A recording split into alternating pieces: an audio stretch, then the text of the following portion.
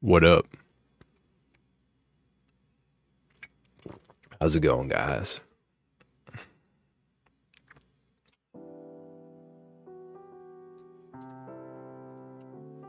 How's it going? How's it going? What's up, Steven? What's up, Kale? Luke? Eduardo? Bumps a lot. How's it going? I gotta show you guys something. Vibin'. I need just like a few seconds to set things up. I'm not gonna lie, I'm still sick from last week. I've never been this sick, like not this sick, but like sick as long as I have ever in my life. It's been forever. It sucks. Let me see if I can figure this out. I want to show you guys something. I went on a run and I saw some kittens and they were adorable. I haven't got my mic set up yet. I don't have my camera set up yet. And he's like, I want to show you guys this first.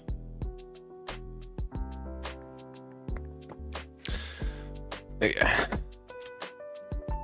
It's a time. It's 10:30 a.m. there. What's up, Timothy? It's a 10:30 p.m. here. Okay, one second. Let me get this file up here. It's on my phone. Give me a second.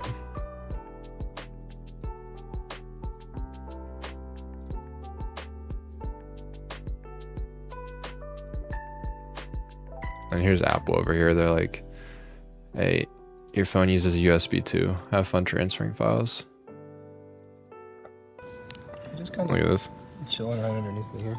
Bro, I was going on a run and like, you know, like you guys are out and there's usually like I don't know, like random cats sometimes on the street. I ran by these cats and they didn't run away. I'm from the future. That's crazy, dude. This is a kitten I ran into. I'm gonna get my camera set up so you guys can watch this. Oh my god. You're so nice. What a brave soul. Dang. The head is so tiny. Oh my gosh. His brother won't come over here. His brother's chilling over here like Clyde. Kinda chilling. Don't like cars. Hardware buying, he was like, oh, where'd you go? You hear the purr. It's like a little reed. I'm talking about my cats here, but you guys don't really know my cats. We have a cat that looks exactly like these. Just these cats are gonna grow to be really big because they're Bengals, like our cat is. 2 seconds. A little bit heavy.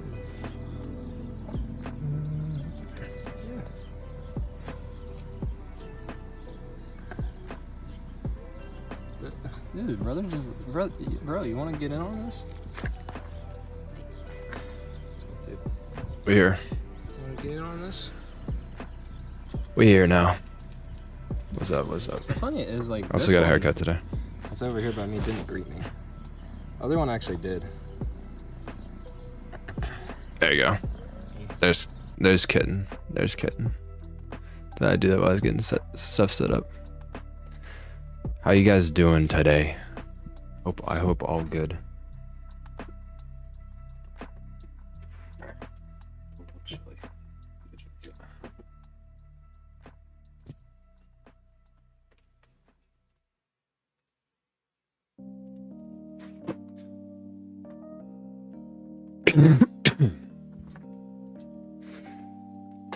Okay. I got a haircut, but I also took a shower, so like it's just kind of like flopping down. So yeah. Computex, huh? Got some fun stuff. Got some fun stuff planned here. So I prepared a little a little list.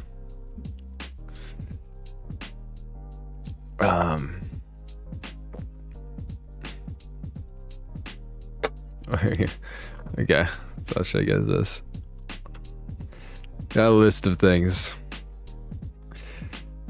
I think I know where we're gonna start. I think the funniest thing, we gotta start with the Nvidia conference, for real. So this guy, bro. If you guys watch, every now and then I'll see a Nick Tech video, and they are hilarious, dude. Oh my god, it hits too hard. Let's just, you know, just start off with some good vibes here.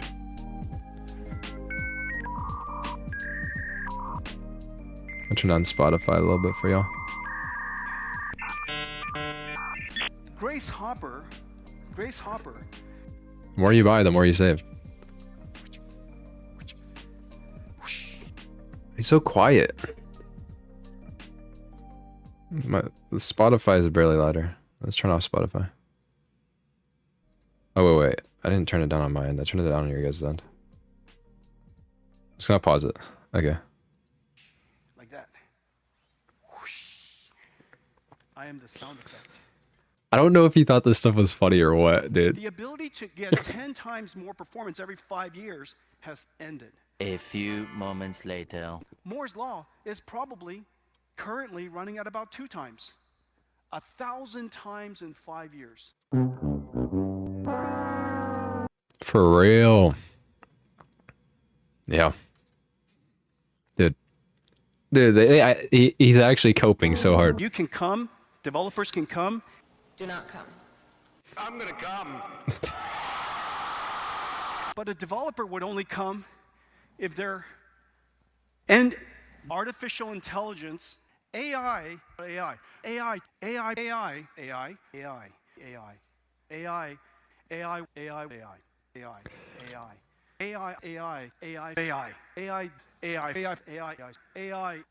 They're like, yeah, AI is our buzzword. We need to make sure we say it as many times as possible to know that the public knows that we're talking about AI, right? This whole thing, like, as funny as this presentation is, and like their attempt at humor, I'm not gonna lie, like all of it is really bad news for gamers.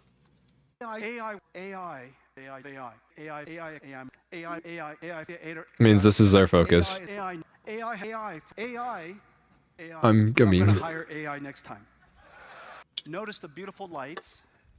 So many different lights, and all of the different lights are projecting light. What? Bro, what are you talking about, man? Oh, Janine doesn't speak Chinese. See, what's funny is when the crowd laughs, they're laughing at him. They're not laughing with him. Oh my. You're supposed to say naughty. Thank you. Thank you. Hey, I got it backwards. Can I have it this way? This poor lady, dude. The stress. Keto itself wasn't that much different. Yeah, Steve did a video on it. It was pretty funny too. I got that backwards. The more you buy, the more you save. That's right. The more you buy, the more you save. The more you buy, the more you save. It's very sad. That's Nvidia. You don't have to understand the strategy. You don't have to understand the technology. The more you buy, the more you save. That's the only thing. The more you buy, the more you buy, the more you save. The more you buy, the more you save. Dude, so what's funny is he's saying like the more you buy, the more you save. That it works exactly the same for every other company on Earth. Like if you buy in bulk, you always get more. So it's like, who the heck are you talking about? That's kind of assumed you get more value the more you buy. Yeah, they're literally Costco. They're literally Costco. The more you save. And I forget who said it, but they're like, yeah, so Nvidia is selling to some idiots right now. It's because AI is so new that you can really, well, it's not really new, but it's like emerging technology, emerging mainstream, new market. And yeah, you can kind of get away with whatever you want. Nvidia is really the only company that could do this right now. So the more 4060 Ti, the more you save. Hard for me to tell from here. Are you guys with me? Hi, am I alone?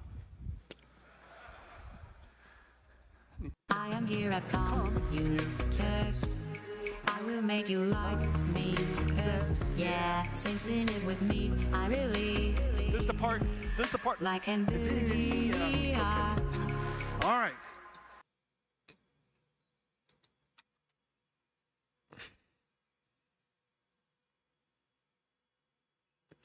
Didn't they repeat it too? And they wanted the crowd to sing it?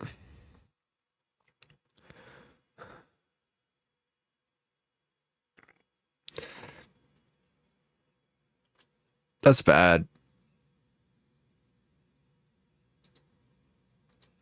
Very good, very good. Good job.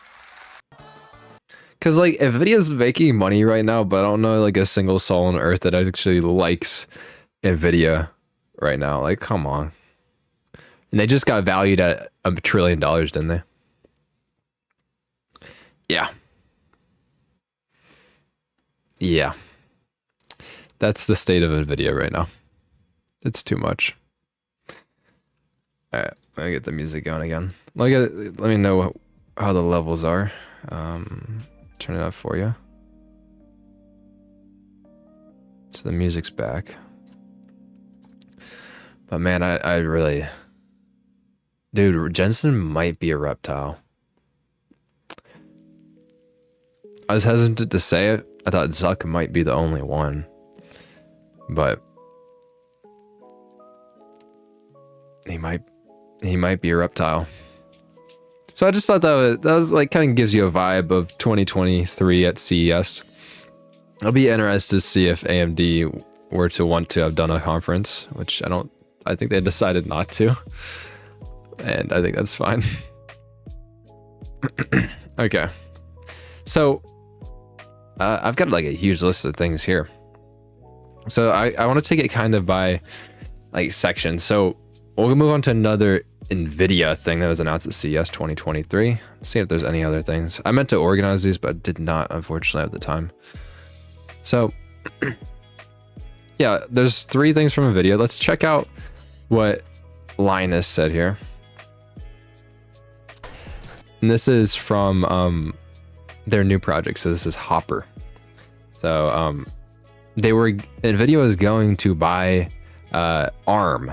So the big ARM CPU division or whatever that makes that architecture, the lower instruction set processors that I think are actually the future, but we're a little bit hard stuck on x86 right now, but it is what it is. And yeah, so they made an ARM processor that is going to do a lot of the AI processing. So these things are going to be crazy expensive. It's unfathomably expensive. And we actually did get permission to do this. Here it is. You're going to be taking a closer look here. And look how ginormous they are. $200,000. Yeah. We, as gamers, I just want to say, like, as a gamer, you know, we love you, Nvidia. Thanks for looking out for us. It doesn't look much like it, but this is the same style of processor that you might find in your phone. ARM processors have a lot of advantages. That shit is as big as my phone. It is also really weird to see an Nvidia label on a CPU. That is trippy. First and foremost being that they're typically more power efficient thanks to their relatively lightweight instruction set. So much so that Nvidia claims these Grace CPUs have twice the performance per watt of the latest x86 chips. Which is really cool. They want us using their servers. You know, let's hop on their servers. On God. Okay, I think we all need to bundle together and collectively get $200,000 to try out one of these things, right? it can probably play a Cyberpunk, right? I hope. But like, I think ARM CPUs are the future. I don't know how we get there though. It's such a big investment that I see why Apple was the only company to do it, because they're the only ones that have control over their market. Like, they have full ecosystem control, so they're able to do that. And then software developers already specifically developed for Mac, Mac OS, whereas Windows, like, we need a whole push to get off of x86, and it's gonna be hard. But dude, they're twice as efficient, and you can stack a ton of cores next to each other. Just really cool. the disadvantage is they also require software, like your operating system and all the programs you need to run, to be coded and compiled specifically for ARM. Now, for the PC market, because 86 has been the standard for so long, he's gonna it's talk about difficult it. to justify switching over to ARM. It would cost you so much in terms of backwards compatibility. Yeah, but this was a pretty cool product, though. Obviously, nothing we're gonna buy, but I'd love to see what kind of powerful stuff it could do with AI later on. And then you get boards that are. This looks like a giant M.2 drive. That's awesome. And then they have these as well. I'd love to see these awesome things that this can do with AI.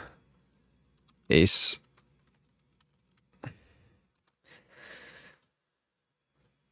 But if this is what we're doing, then We're thrilled to showcase an immersive and dynamic interaction between a player Kai and a non-playable character named Jin.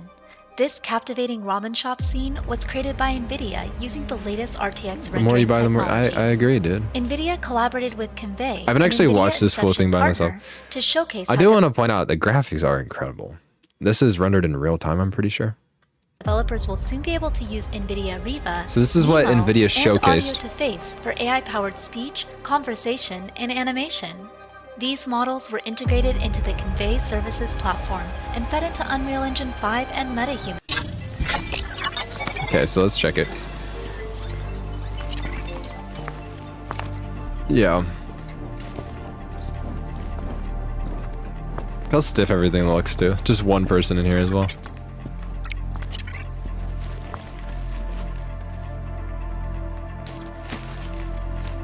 Just stares you down the whole time. Imagine you just walk into a store. They don't say hi to you. They just like into your soul. Don't you have to say the first word. What's up, PF? Hey Jen, how are you? Unfortunately, not so good. How come? I am worried about the crime around here. It's gotten bad lately. Oh yeah, My ramen shop got that caught makes in the sense. Yeah, crossfire. that's crazy. Can I help? If you want No. to do something about No, you can't help. It's a video game. this, I have heard rumors that the powerful crime lord Kuman Aoki is causing all sorts of chaos in the city. He's just starting you on a quest. He may be the root of this violence. I'll talk to him. Where can I find him? I have heard he hangs out in the underground fight clubs on the city's east side. Try there. Okay, I'll go. Be careful, Kai. So I'm actually kind of curious though, like, how did they come up with this? So obviously the AI portion is how they're talking, how the character model can react to it and everything, have a conversation in game. But does he is he already going to give you a mission from the start and he has to try to get to that mission, but the writers don't have to write that? Or is it like this is completely generated where the mission is made as it goes? I doubt it's that in depth. There's no way. Hello, I am AI, and my dream is to one day be a good actor. I'm dying, sorry. Yeah, seriously though, like, if this is what we're doing a video, like, don't even show this off, dog. Like, come on, man. Come on. Okay. So there was another one. So they did reveal the RTX 4060. Crazy. Okay, so Tim and I have found an announced but unreleased product. So we have the RTX 4060 here. And by the way, there's tons of video links in this. All the credits are just going to be on the screen in the bottom left. I think you guys can see that. This is the Ventus 2X Black, and MSI is now blacking the cards out fully. So previously this would have been quite silver. I think there's one behind Tim. So the 4060, tiny card. But what I thought was more interesting is that they actually shrunk down a 4070. I don't care about the 4060. I don't know about you guys, but they talk about the 4070. Card. We'll show you some B-roll of that. Look, it's a nice 4070 over there. Like, a 4070 Ti, I'm pretty sure. It's got the standard 12. So that's the power of a 3090 in a 2-slot form factor that's barely taller than the actual PCIe bracket. Power connector. Yeah, very cool to see how much smaller they've been able to make this card, which makes sense because it is very power efficient. And one like last little detail watts, here with the new graphics cards is MSI has a white range now. So gaming... White cards, cool. White cards look good. That's a 2-fan. TDP is 100 watts, 1 fan at least. Pretty much. I think that cooler is even overbuilt for the 4060. I agree. We'll show you some B-roll. It doesn't need this much. I completely agree with you. It almost wouldn't even need a power connector. Which, when you do think about it though, the efficiency is impressive. Everything is priced poorly and everything is poorly named. But the efficiency is really cool. So 4060 is going to be probably around in between a 3060 and 3060 Ti. And then it's only drawing 100 watts. I mean, it's pretty cool. The 3060 Ti drew like 220 watts or something like that. That's pretty good. This is fully blacked out, this card. So very small card, very compact. True. I agree with you. Small aluminium cooler. Infinite AI quests forever. So yeah, this is basically all Nvidia had to show at this. So maybe if you're in the AI field, maybe you found the presentation interesting, but for gamers, which is I still think they made like over $2 billion off of gamers since the year over year or whatever. I think that they would care about gamers a little bit more. And then they coped really hard, which was hilarious as well. If Arctic made one, that'd be interesting. Yeah. So Nvidia had a whole lot of nothing. But yeah, that's basically all Nvidia had to show. I wanted to move on to fans. So what we started to see is some different types of fans. So also on this video, you guys, but if you always... So they're making fans, and you know how like you usually can't see your hubcaps on your fans. Just looked at your car's hubcaps and gone, they look great, but when they're spinning I can't see them. And then thought the same thing about your fans. It's like they do make, some cars do have floating hubcaps as well, but they're starting to make floating hubcap fans. So like if they have a logo on it or something, then you could actually see that. And just always visible floating hubcaps. Did I skip it? Apparently I didn't. But it's kind of weird seeing the center of the fan almost looking like it's hovering while the fan blades are spinning. Yes, it is carrying GPU design. I think it's cool. It's great for those people that love aesthetics in their GPUs, you know, like just that nice little touch that is going to improve it. And I think MSI said this. See, that little touch of taking away, being able to see your hubcap on your fan, that raises the price of a normal fan from, about, 15 bucks. That will take it to 30 bucks. That's what we want to see in fans. Am I right or am I right? You know what I mean? Come on, guys.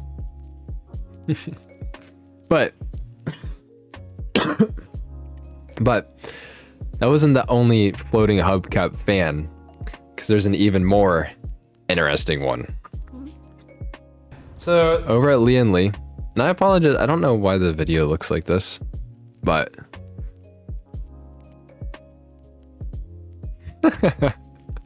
when I'm playing a ranked 1v1, my thought is, what is my hub fan looking like? Okay. LCD fans are pretty interesting. We actually talked about these in December, but LCD fans. No, it's not ready yet. They put a screen on the fan.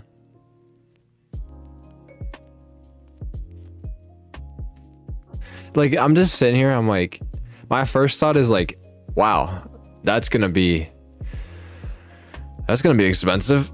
If you thought the floating hubcap fan was expensive, that's... So let's see.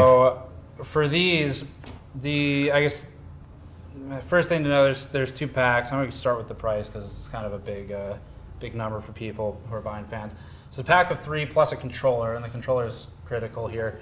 And that was it one you were deciding, right? Between, who approved this? 129 or 139. Depending on how the costs land. Yeah. 129 or 139. You know, you get a pack of 3 with a fan controller. I was actually expecting more.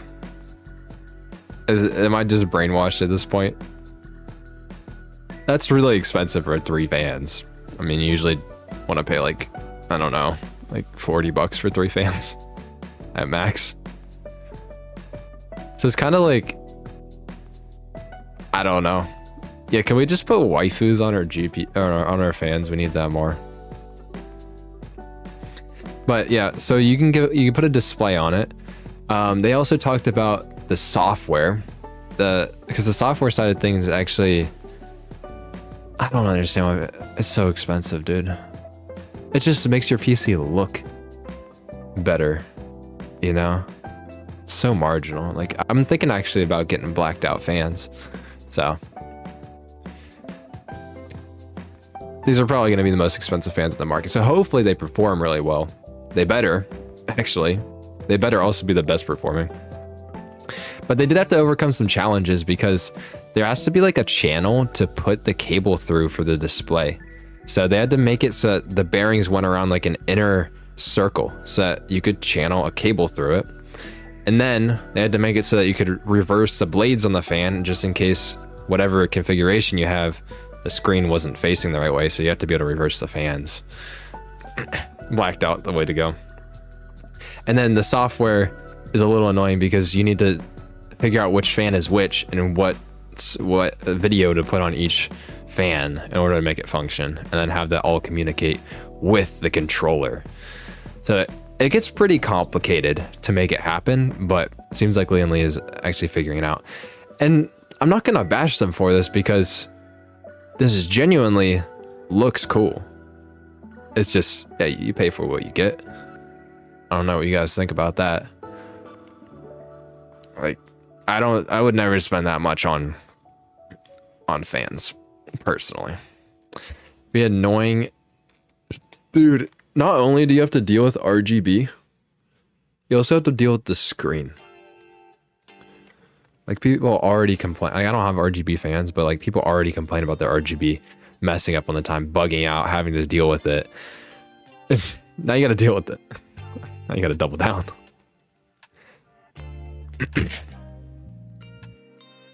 That's the aesthetics over practicality. I agree.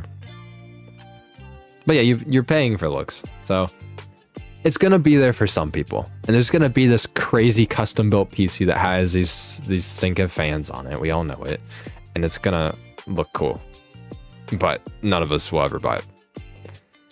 And there's already premium fans on the market. There's some from Thermaltake, I'm pretty sure, that you don't have to use cables, and they cost like $120. By the way, am I the only one seeing this? So who the heck has just been spamming like emojis in the chat this whole time? What is it about? I'm confused. When AMD releasing the rest of the GPU? We don't know. AMD's like zip. They are not talking. For real. Cableless fans are nice, but they cost like 120 bucks for 3 of them. Same price. But this isn't the last fan thing that happened here. There's one more that you guys have to see, which I thought was really sick. This could be possibly, depending how much they cost and how much they can get those prices down, this could be, where is this? It's a Linus video. There it is. At risk of sounding offensive, it This could genuinely be the future. doesn't really look like much. You've got a flat copper bottom that sits on your CPU or SoC, any heat generating component.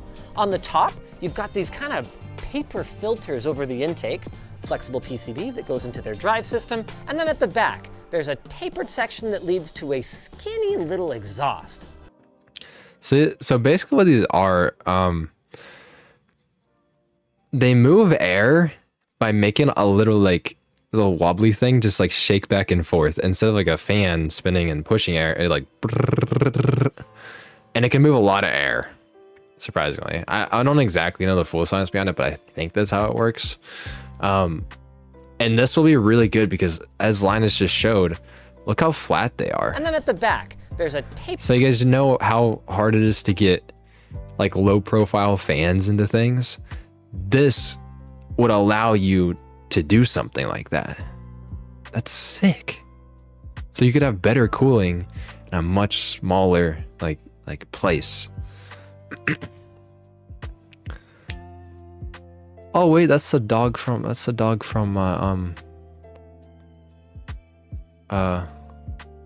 dang it. Super Auto Pets. That's a good game.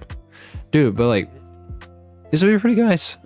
Yeah, my voice cracked. These would be really nice for anything like laptops, stuff like that, even small form factor PCs. I think they each cool about 5 watts right now, but they might be able to get the efficiency better over time. But yeah, you just put on like a few of them onto like a big vapor chamber, and it's cool. We're spending an extra $50 for cableless fans. Go check out. Nah, I don't think it. I don't even see my cables on my fans, dude. I got 3 of them. I don't even see them. They're long enough that you can just go route them and then put them behind the case and then route it to your motherboard. It's pretty easy. Tapered section that leads to a skinny little exhaust. And it's there that. So this is really cool. This could easily be the future of cooling small form factor things. Yeah. So on the topic of cooling things,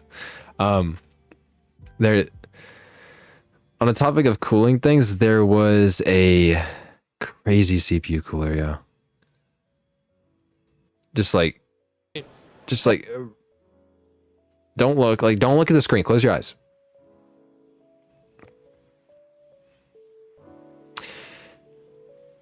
And then just mentally prepare yourself. So this is the Ice Mist You can look line now. of liquid coolers. The only thing I really wanted to show here was this monstrosity that is going on. What happened here?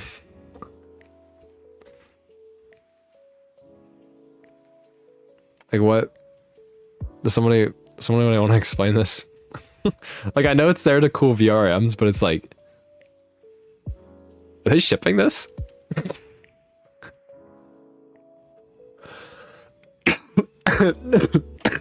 I'm dying, sorry. Dude, it looks like it's gonna take off. Who approved this? And dude, imagine mounting this. This is gonna be hell.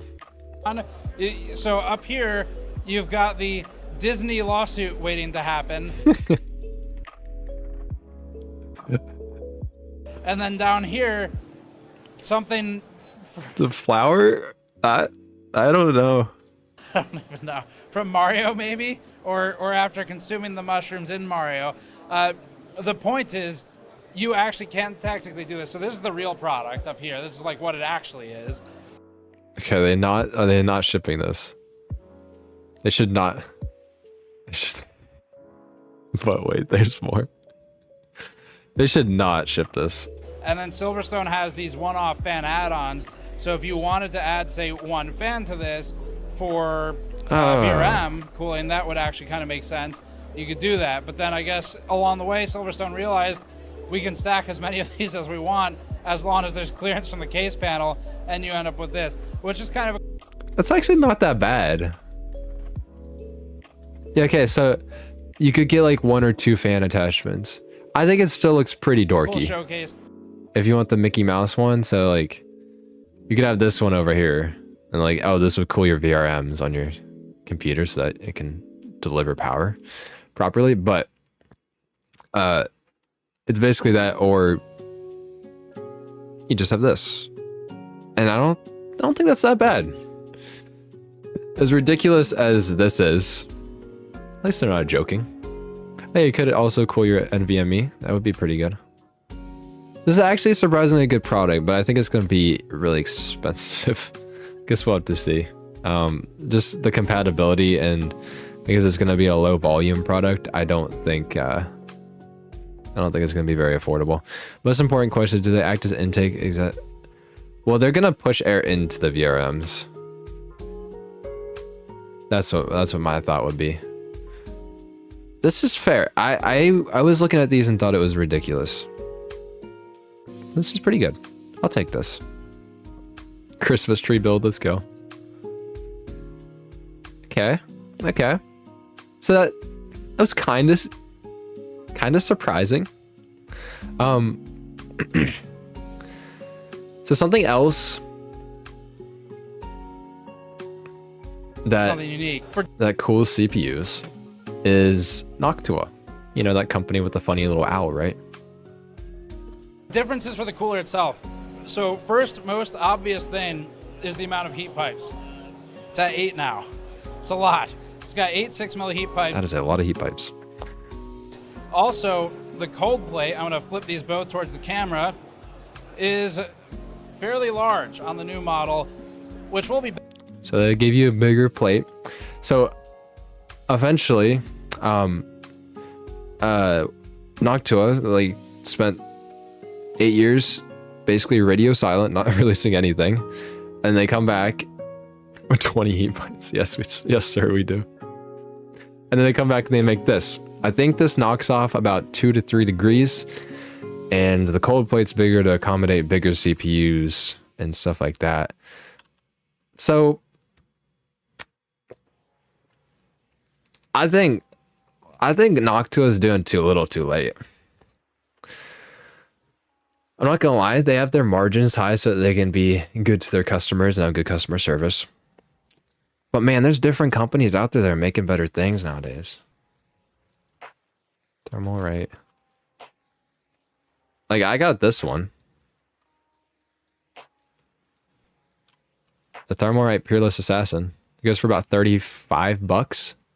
Performs almost as well as the NHD 15, so the original one. So the new one's gonna be better than this. But this is close for $35 compared to paying $120 for a Noctua cooler. Like, I think Noctua is getting priced out of this market right now. I'm not gonna lie. I love this cooler. It runs great. I bought 2 of those, yeah. Yeah, Deep Cool also has some good ones. AK620, nice cooler. Not only, I mean, it's always the problem with air coolers. They're ginormous. So like, you know, you just, it's par for the course. If you get a air cooler, it's gonna be big. And if you're going to go smaller, you get water cooling. You just have to install it now, dude. It's very good. I have a Ryzen 5900X and it cools it like a champ. Mine's hotter than that, so you should be fine. But yeah, so Noctua, I just think they're not doing enough, dude. They're slowly slipping away. But they did also talk about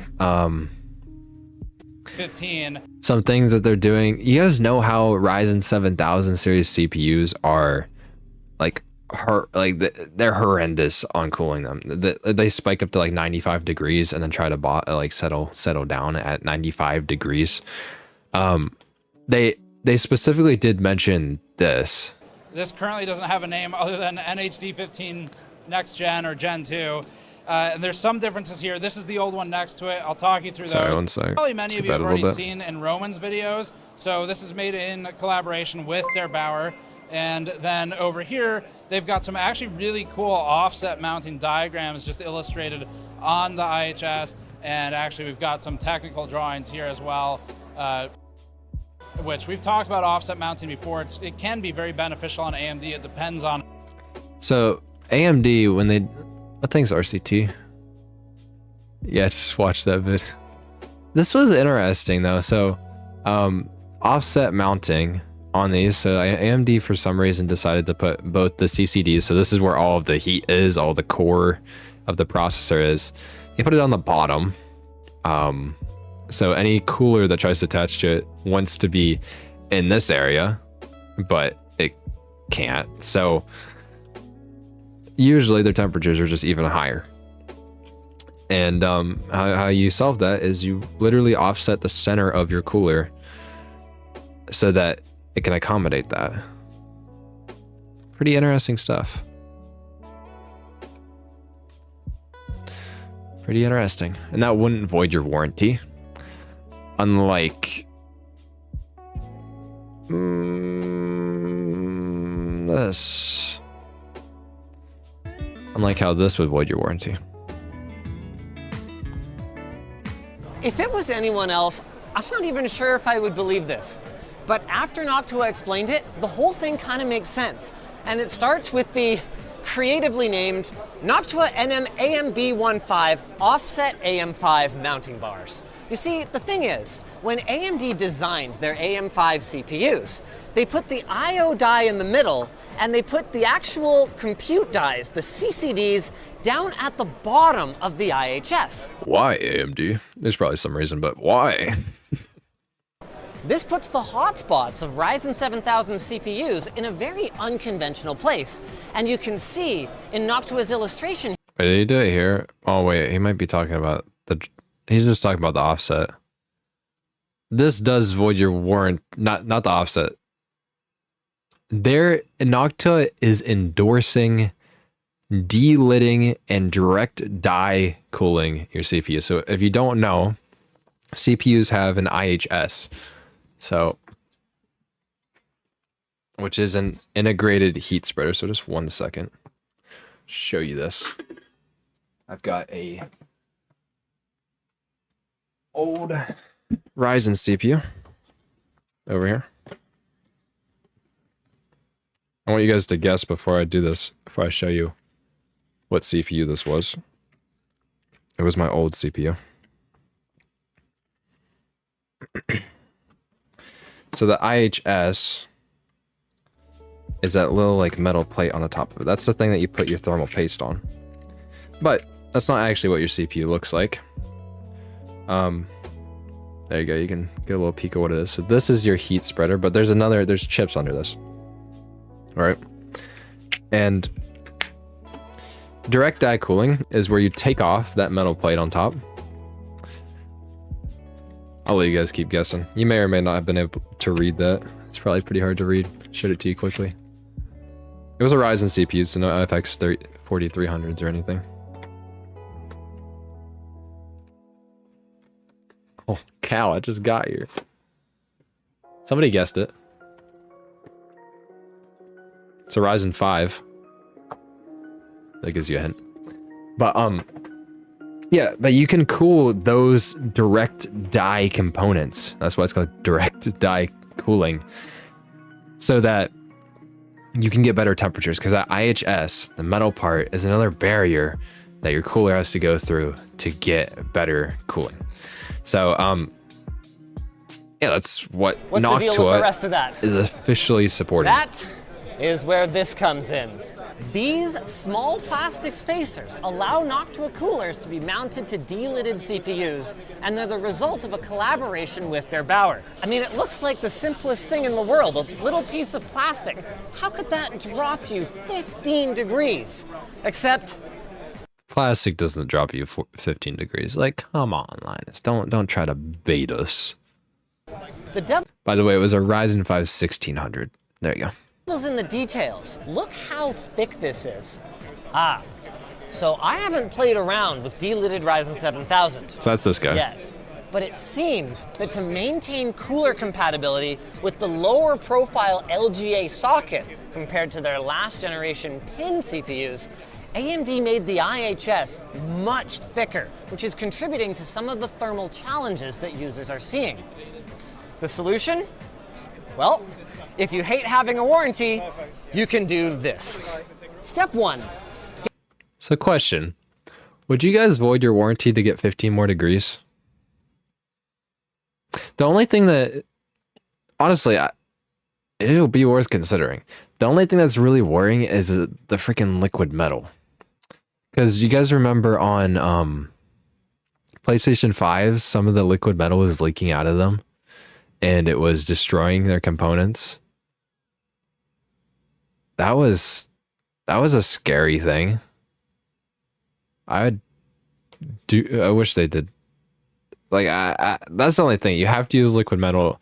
Like, when you get to this point, and you're already taking it this far of taking your IHS off, getting plastic brackets to space it out properly, you should use liquid metal. You could also crack your die. I don't think it's worth it. Get your hands on a even 15 degrees. 15 degrees is a lot, too. Ryzen 7000 series processor. Given they developed the products collaboratively, Noctua recommends the one from Roman sold under the Thermal Grizzly brand. They've been doing a lot of that collab sort of stuff lately. Step 2. Install a direct die mounting frame like this one. I didn't know they did a LTT screwdriver collab. That's interesting. Again from Thermal Grizzly. This isn't strictly necessary, but it dramatically reduces the risk of accidentally cracking one of these delicate dies as you're tightening down your cooler. I wouldn't even consider mounting a cooler direct die these days without one of these frames. Next, you're going to need some liquid metal thermal compound. Okay, you don't actually need it. But the issue is that the benefit of this modification with traditional thermal paste is very low, only about 2 to 4 degrees. This is because even though AMD's IHS is... So, okay, I want to know the difference, and he doesn't mention this in the video. What would the difference be of just like using liquid metal in the IHS instead of thermal paste? Because liquid metal can do a lot just on its own. Yeah, that's what I was talking about. PS5s are dying because of liquid metal. And it's because the seal broke on it and is leaking. So it just makes me think, like, if you have liquid metal on your CPU and it's already sitting vertical in your case and it's gonna drip out, like, there's no sealant on your case on your personal PC, whereas on PS5s there was sealant. Too thick, at least it's soldered. So it's pretty fast at moving heat from the hottest parts of the dies. I mean, it's right in the name, right? It's a heat spreader. So if we use a traditional thermal compound right on these dies, it can be somewhat overwhelmed by the Intel's like, yeah, here's 350 watts, deal with it. concentration of these hotspots. Heat flux density is the term that Noctua used, but for all but the most technical of our viewers, that's unlikely to mean anything. So finally, you'll need... So basically you deal it, you void your warranty, and you risk a lot. Liquid metal doesn't have much of a benefit over soldering if you use IHS. Okay. So what, you would solder to your IHS, or what are you even talking about there? Yeah, but this was a pretty interesting idea for cooling. And the fact that Noctua themselves were like, hey, do this. Like, they're endorsing it. They're endorsing the collaboration with Der Bauer to delid your CPUs. That's pretty interesting by Noctua. Pretty interesting stuff. Like, put the NHD Gen 2 on there, please. While you're at it. It's like, oh, okay, I got you, Noctua. I see what you're talking about. So it's weird that they're endorsing it, but it's not that bad. So we've been through a lot of these actually. This one just kind of adds like a, I guess, a palette cleanser from all of the PC hardware stuff. Let's check out a phone. This wasn't at not CES, Computex. CES has the phones actually, but this wasn't at Computex. But Marquez just did this video on the RAZR Plus, the Motorola phone. Check out this guy. This is cool. We had before. Now the rest of the phone is pretty solid too, right? I can't quite call it a flagship since it doesn't really have the highest end available specs, but it's pretty close. Feels like upper, premium mid-range, and the retail price is gonna be $999 when it launches in a few weeks this summer. I guess that's surprised you guys too. This folding phone, like I know the Z Flip isn't that expensive either from Samsung, but this phone with this big screen on the back of it, and then also folds out to be a regular sized phone, high quality materials and stuff. Marquez says it's built pretty well. $1,000? You guys remember when the iPhone X launched at $1,000? It's definitely up there, but it's cheaper than I thought it was gonna be. I was thinking like $1,500. Surprising amount of value here. And it's got a decent sized battery in it too. They've kind of slowly dropped the retro throwback aesthetic from the first generation of this thing, and they've tightened up the edges and modernized the whole thing. The huge chin is gone. Looks good though. And inside it's a Snapdragon 8. And also you could take selfies with your main camera. That sounds cool. I for one welcome 300-watt CPU. I had a RAZR back in the day, but now I'm a Fold fan. Won't buy either. I'm rocking a $130 iPhone S. That's nice.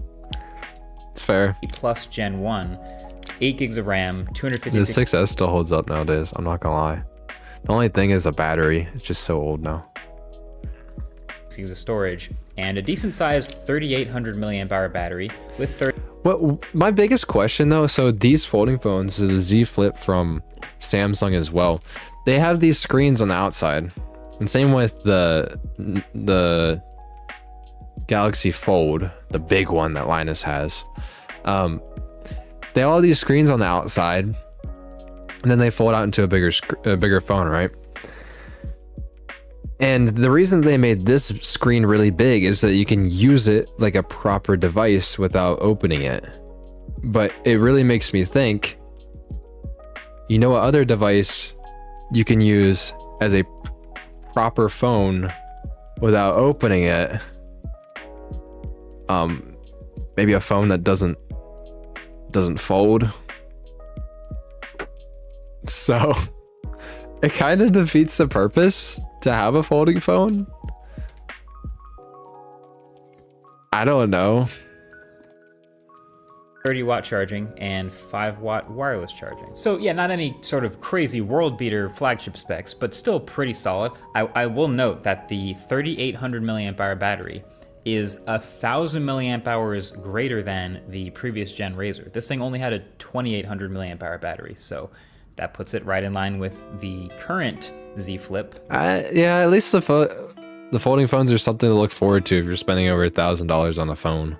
The 4, which has a 3,700 milliamp hour. And then on the inside, the main folding display is a 6.9-inch 22:9 1080p POLED display. And also unfolding it one-handed sounds pretty annoying. Like, do you see how awkward that was?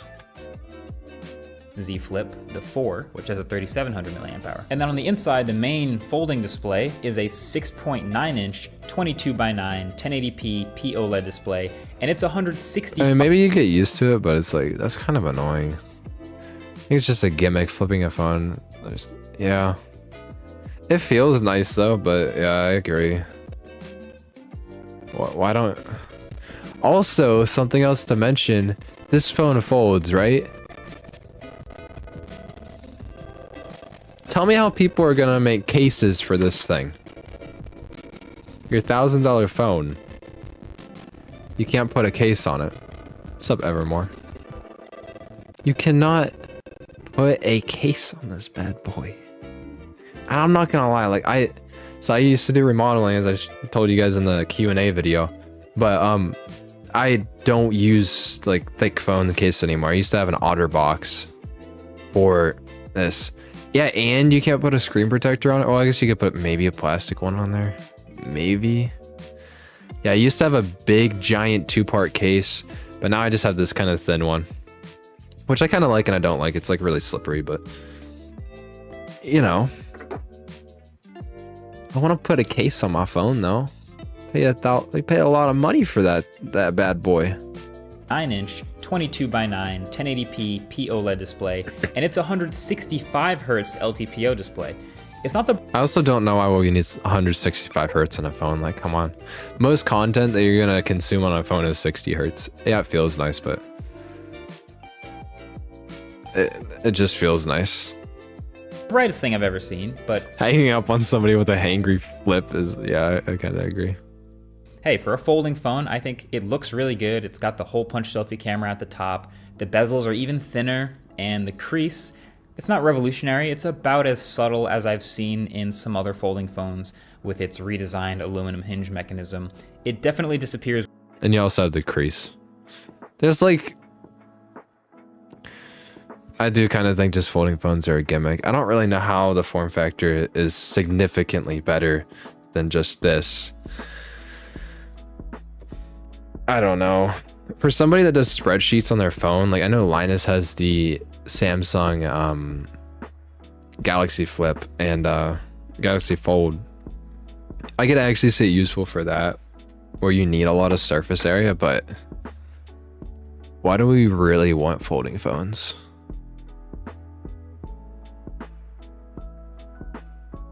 I might make a video on that. Why do we actually want folding phones? My 150 hertz Candy Crush gaming session. Oh man. Yeah. Another cool graphics card thing that was at CES. So this on video cards. I forget who I saw this first on. I think it was on a hardware unbox video.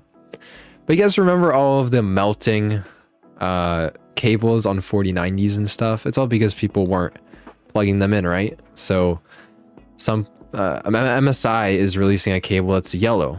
So when it's plugged in all the way, then you won't see the yellow, which again is neat.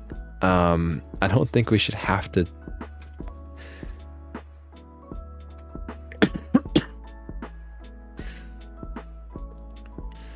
smartwatches making folding phones pointless, kind of, yeah. So you don't need to check it quickly. The only advantage I see for folding phones is space saving aspect. I don't think they even save that much space, so easier to fit in pockets. If your pockets aren't deep, then yeah. This product though, with the cable, it just shows another problem. This cable wasn't QA'd properly, quality assured properly, because it should be really hard to mess up plugging in your cable. Is it just me or not? I don't blame it on people that plugged it in wrong. It should be harder to plug it in wrong than it is to plug it in right, and there is people messing this up. So yeah, MSI has to create a solution for Nvidia for the cable that they designed. So this was a neat idea though. At least they did fix it. I feel like they should.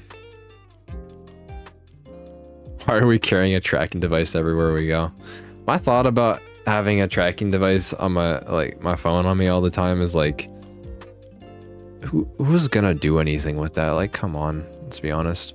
Do you remember which video you showed H.264 versus H.265 on Nvidia and AMD? I only have one video with my AMD card and that is the video, that the 6700 video. It's in that one. The H.264 encoder on AMD is like significantly worse, but I'm using, by the way, for reference, guys, I'm on this right now. I'm on the 6700 right now, so streaming with HEVC at the moment. That's H.265. If you want to check out the codecs, go crazy. Yeah. I just don't like this cable, this 12 VHP power cable. Ever since they made it, and ever since they did it with Ampere 3000 series GPUs, they had a similar connector. Not the same, but then all the AIB cards were able to still use the 8 pins. What was wrong with 8 pins? Like, seriously. I don't care about this. I don't know what was wrong with 8 pin. They're like, hey, let's just get rid of it. Why? And it kind of simplifies it. But yeah, but what I think is a more elegant solution is genuinely what Asus did. You guys know that I'm not 100% with Asus right now, but like I'm not exactly happy with them as a company. But they did make a GPU that is pretty cool, and for some reason this isn't. How can I get a clean build like this? So I'm gonna mute the video. So this is the PC, and you're like, to the naked eye, it's like, what's different about it? Do you notice how clean it is? It's because there's no cables anywhere. The GPU doesn't have cables. The motherboard doesn't have cables. It looks clean. Very nice showpiece kind of thing. Again, you're paying for the looks here. And that's because they have these kind of things. They have the motherboard. Well, let me try to show you. Let's see if they show it in here. So all of the power connectors on the motherboard. I can't get it to. Okay.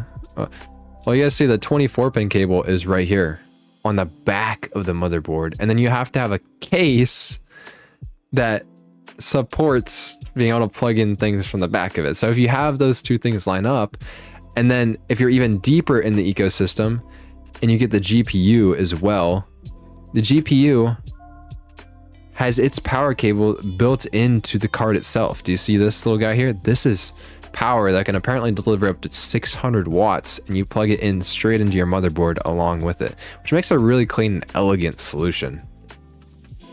But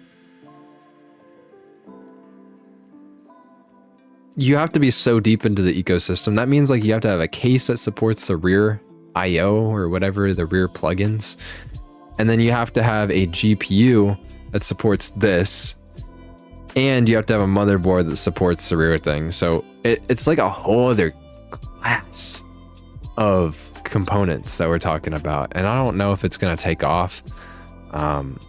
It will be the cleanest solution, but it means those cases are also going to have more room in the back of the case for cable management too. So to see how all this goes. I think somewhere in the distant future, it could easily be the future for these things, which would put cable mod out of business. Who are they going to sell cables to? It doesn't matter what they look like. You don't see them. But I think this could easily be the future because it looks really clean. It's pretty easy to work with because everything's just back there. You don't have to worry about how you route your cables. It's more user friendly. And like, you guys know when you have a problem that like you need to unplug one cable to rearrange something in your case, but you can't get to it because of what position it's in. You could actually just go to the back of the case and unplug something and move that cable after the fact. So that's another benefit.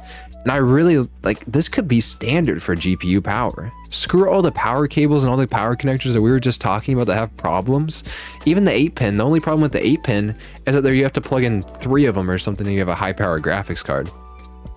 But it could all just be done with this, and then all those cables are managed in the back of the PC. And that sounds awesome. That sounds awesome. You just plug in one thing, boom, power. Sick. I don't really know what the disadvantage of this would even be. Maybe that you couldn't disconnect power from your card individually of it having plugged in. I'm a share, dude. I'm a big wig, dude. I own 50% share of Asus. So like when they really messed up there with their motherboards recently, I took a huge hit. Like, I'm sorry guys. Like, dude, I'm down. I'm down.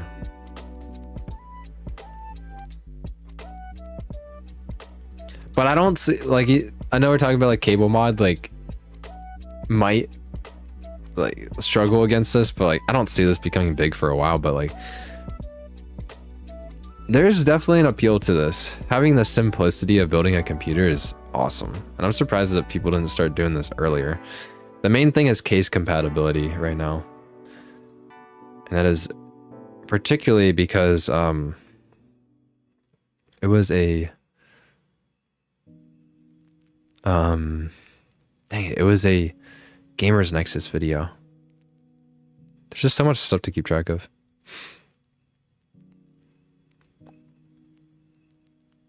Here. Are all the connectors, USB, SATA, everything else moved to the backside of the board. Gigabyte and Asus are also trying to do this, and the biggest problem, as we talked about in the MSI one, is that there is very limited case compatibility. MSI, which had cases at the show, did not have a compatible case for the motherboard with the cables on the back, apparently because they knew Silverstone was going to do it for them. So this is what I'm worried about. You have to have this whole ecosystem, at least until it's actually done. And then most people are on board with supporting this consistently. See, if I'm being honest too, I don't know why these big holes on top of the cases was really ever anything that we weren't doing already. This is always more convenient. Sometimes like that one hole is just not big enough, or it didn't line up with your power connector properly, and you just struggle to plug it in. But like, why doesn't it just always look like this? But I don't know. And then these cases would still be compatible with, you just have to make them compatible both ways, basically. this will likely end up being in the Farah series. Silverstone has two variations of it. It's the same base tooling, but the front panel changes significantly, and we've got some B-roll footage of the white one that you would see with the alternative panel. They're at a point right now where Silverstone can still go either direction, so let them know what you prefer in the comments below between the two. But the main thing here is... I like that pan. Dude, the case looks clean. That's a nice looking case, guys. Silverstone took the W. Yeah, I mean, eventually they'll come down in price, though. Basically, what they're testing is like, will the high-end buyers get it? And then if they could maybe market this to appeal to more budget-conscious buyers, and maybe a lot of the industry could push this direction of reverse I/O motherboards. That'd be cool, dude. This is like the one thing out of CS. Let's see. It's not CS, it's Computex. The one thing out of Computex that I genuinely was like, yeah, I could see this happening.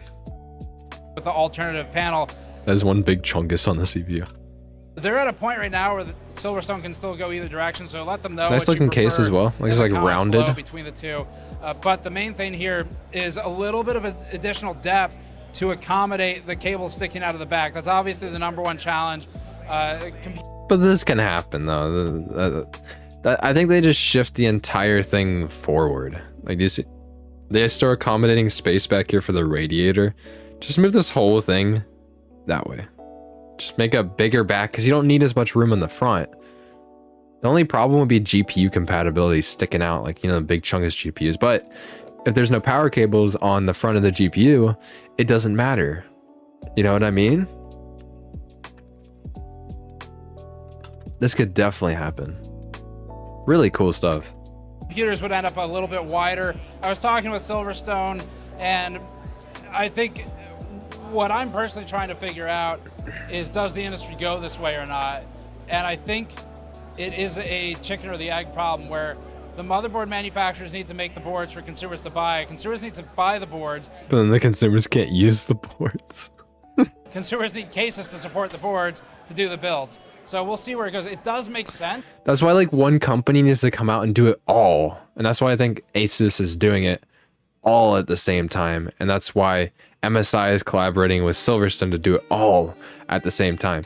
And what will be interesting too is that this is pushing for a standard layout with motherboards, because those holes in the back have to line up with every motherboard. And motherboards are famously not standard. They're terrible. Like one motherboard to the next does not line up. So this could maybe push for motherboards to get some cohesion about them, and maybe ATX standards are more cohesive as things go forward. But we'll have to see how that goes. Some companies might not want to do that. Yeah, it really does. Like no power cable at the front is another 30-40 millimeters extra. I completely agree. And it depends how your GPU is too. Sometimes they have them inset so that it like doesn't go the stick out as far with the cables, but sometimes they're right on the edge and it takes up a ton of space. But yeah, reverse motherboards. There's more options, so I don't think that's the other one. Hardware Unbox showed one. Pretty sure. All right, guys, we have something very cool. So this was like a finished build at the MSI booth. No cables, as you can see, and it's all white too from MSI. Very interesting. Here, Project Zero, but this is actually genuinely very cool. So we've got a Ryzen board here. You can see here we've got the power core 24. Look at this. Okay, so this is the power cables on the back.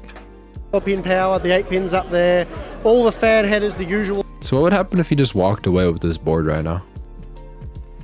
Stuff that you plug in last. I imagine it will actually make plugging a lot of this stuff in a lot easier, accessing it from the back of the motherboard tray. You know, SATA ports, USB 3, you know, Type Cs, fan headers, the whole lot, all on the back of the board.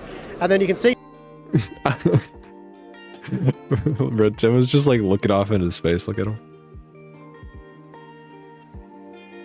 Accessing it from the back of the motherboard tray. You know, SATA ports, USB 3, you know, it's like, why Type am I here? Cs, fan headers, the whole lot, all on the back of the board. Just to suffer. And then you can see the build here that they've got. It's very clean. It's funny, like seeing Hardware Unbox at Tim and Steve talking about things. They talk about things that they're personally interested in, and then like one of them like doesn't care about it. They're just kind of like, oh yeah, we're recording a video. Okay, cool. It's a bit of a shame that you don't need to have all your nice, you know, sleeved cables and stuff, but I think not having them, it does look very awesome. And then of course there's this case, which I think Tim likes. The case. Check out the. Okay, wait. Listen to this. Listen to this real close. Tim has a single player game. It does look very awesome. And then of course there's this case, which I think Tim likes. The case, yeah, it's pretty awesome.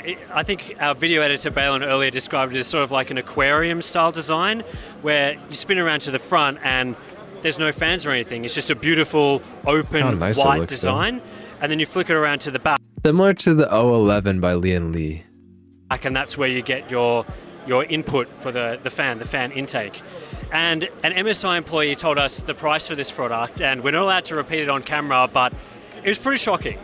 It was pretty shocking. So what are you guys' bets? I think if it's a shocking price, because I would think this case would be like $140. If it's a shocking price, I'm thinking 100. Tim is still in early access.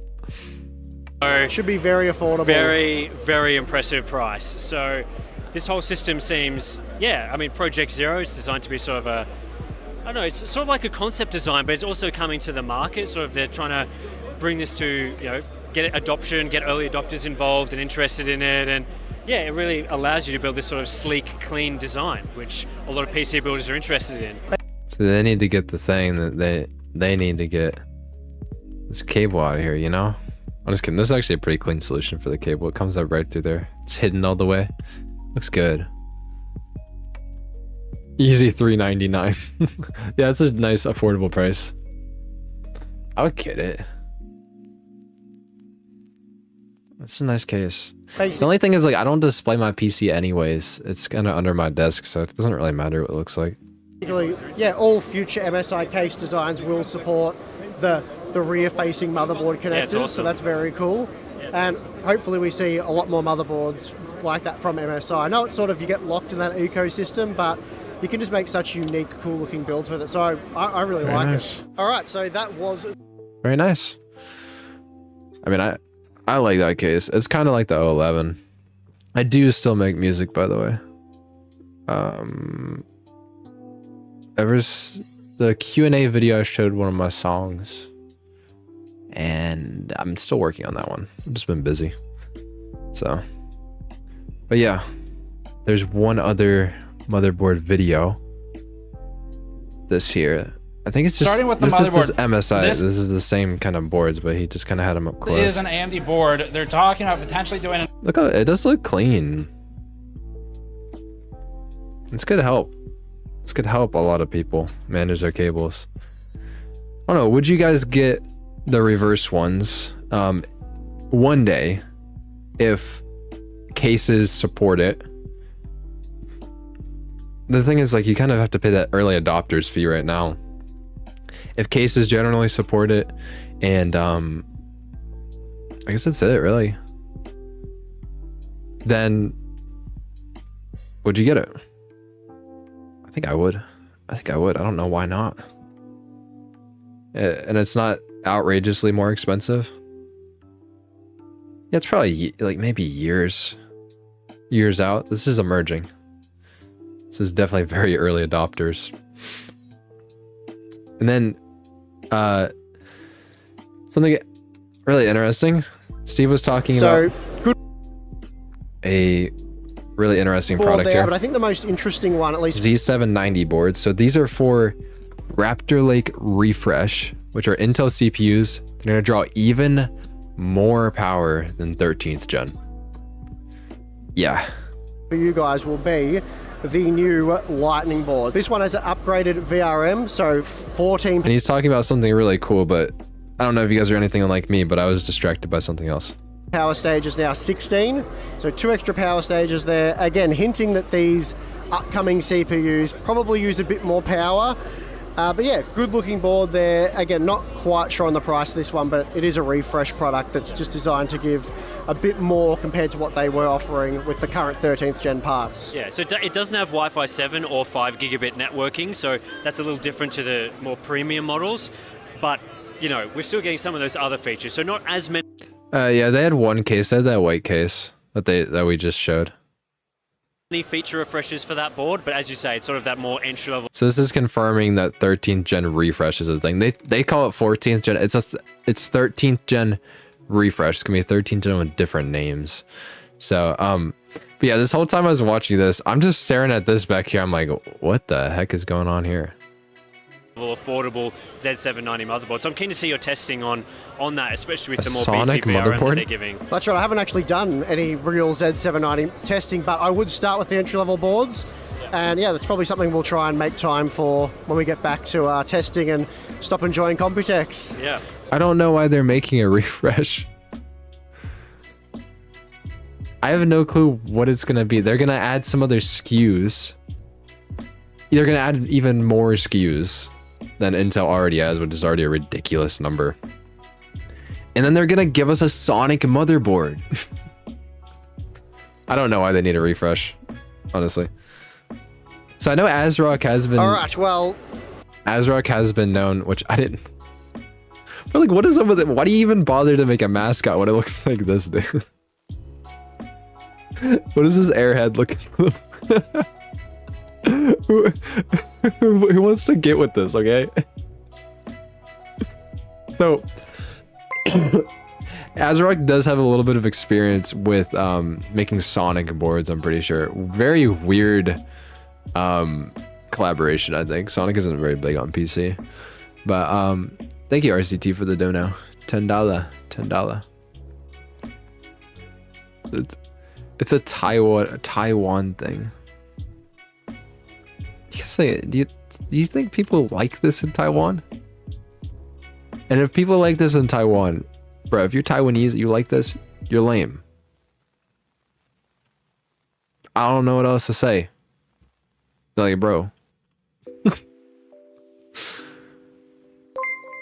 But probably the best thing to come out of this, and what almost makes me want to get Ryzen 7000 is this. There. All right, I think ASRock's been listening to you guys because we have a new series here, the Tai Chi Lite. So it's available in the B650E. There's also a Z790 version. What's really interesting about this board is it's still a Tai Chi motherboard. So it's exactly the same. I want to read what RCT wrote just because he just donated. I'm waiting for a 7950 XTX. I currently have a 6900 XT. I know the 900s are not that much better, but I have no idea how long the 900s will take to come. It's about 2 years probably. I have a 5900X. What do you think? It's probably by the way, the 7950 XTX doesn't exist. It's just 7900 XTX. Yeah, that exists. I mean, it's probably fine. Depends on the resolution you're playing at. If you're playing at like 1440p or 4K, you should definitely be fine. Same as the original board in terms of features, specifications, all of that good stuff. So big VRM, loads of USBs, M.2s, all of the stuff you expect on a flagship board. 6900 XT is probably fine as well. So exactly. Yeah. The stuff a lot of you guys complain about. Oh, wait, I read your question wrong. No, it might be coming out next year. Don't know. Excessive RGB lighting, fancy little gear working and stuff on the chipset heat sinks, you know, elaborate heat sinks. Most of that's gone. And what do you reckon, Tim? Yeah, it's pretty interesting. I mean, they're telling us that the board could cost 80 to 100 US dollars less than the version with the things like RGB lighting and stuff. And when you see the two boards, I mean, the shroud area around the chipset has been reduced to a more basic heatsink. We'll show B-roll of this. We've seen, you know, so the more what they fancy, did is they shroud. took out RGB, they took out giant heat sinks, they took out all the crappy aesthetic stuff, and then they just made this a thing. And that's what we want. We don't want to pay $700 for a friggin' motherboard that has the features we want because of all this bloat that's on it. Cut the bloat and sell us the motherboard. That's what we want. And I think what they saw is that their sales numbers were going down, and they're like, hey, maybe it's because our boards are $700 frickin' dollars. We need to cut the price. How do we cut the price? Yeah, let's cut all the crap out of it. Okay? They woke up. They woke up, guys. Shroud has been replaced with a more basic shroud. Heat sinks have been reduced. And it's interesting how just reducing those things without affecting things like VRM and features has resulted in such a price reduction, which would make things like B650. ASRock is becoming pretty solid nowadays. Used to be the board everyone wanted to buy. Makes a lot of sense. It makes a lot of sense to us that a product like this should exist. It That's right. It should have never not existed. You know what I mean? It used to exist. It's great to have the two options. A lot of people do buy flashy stuff in the PC gaming world, but really not everybody. A lot of people just want the features. Just give me the features. Because, yeah, a lot of you don't want to pay, well, excessive amounts of money for things that you don't actually want. It used to be thought as a budget option. Pointing out. So having the ability to get a high-end flagship board, like you used to hear a lot of bad things about ASRock. They used to be, the nickname was ASRock, dude. That feature set without having Not to anymore, pay, though. you know, the prices we're used to seeing for those boards. Really I think it's very cool. So I'm excited about these light boards, and as Tim said, something that we probably should have seen a lot earlier. But again, it's probably feedback from you guys that have resulted in this product being a thing. All right, and more refreshed Z7 Sonic board. Call me crazy, but if they start making the PCB different colors, I do feel like they would sell better than the RGB no cap. I could actually see that, like if they could somehow make white motherboards and stuff. I know they're hard to make, and if they could do, I think black is the way to go. But if they make cooler color schemes, then maybe. I think black and white is just like kind of the solid go. It's gonna match everything. I think ASRock is in a good position right now, though. It's just they're doing like, why do they spend their collab time doing a Sonic collab? Like, who wants this? Who wants this? I don't want to go up and answer this question from Arafat. What do you think about OLED monitors? I mean, I've never tried an OLED monitor. They're gonna look awesome, but OLED monitors, dude, you just get the risk of burning. Like if you use your monitor for productivity, it might just like get messed up. They got off their asses and listened. I'd be scared of having an OLED monitor personally. I'm not gonna lie. So, yeah. I don't know if I'd get one. But the most attractive thing that I think we saw out of CES this year was probably those motherboards. Yeah, burn-in is scary. Imagine you pay $1,000 for a monitor and the thing burns in. Like, dude. Oh, I'm ripping my hair out at that point, you know? Or you just slowly take it as like, why did I get this monitor that looks so good just for it to kill itself within a couple years of using it? I think the best alternative, and there's some options out there, is those mini LED monitors, and there's starting to be ones that are about $600. They're semi-affordable. So mini LED is like an IPS panel, and you know how OLED is like individually lit pixels? There's basically like individually lit backlight. It's not exactly like that, but there's like zones, so it still has a lot better contrast, and you can get almost pure blacks on it. But they're still a little expensive, but they don't burn in. So it kind of is a little backwards. But yeah, mini LED I think is actually the superior tech until like there's no way to actually fix burn-in though. Let me know if there is a way you can remedy it, but you cannot fix burn-in. It's impossible. Because you use the LEDs at different amounts of time, so those LEDs die out faster. So, mini LEDs, yeah, they're pretty nice. I've never seen one in person. Maybe I have, but I don't know. I fall asleep on the same screen. If you fall asleep at your computer and you have an OLED monitor, you're gonna have to set up auto sleep, because you will burn in your screen if you don't do that. So you have to be extra careful. So I want to know from you guys, was there anything else? Oh, wait. There's one thing I wanted to show off.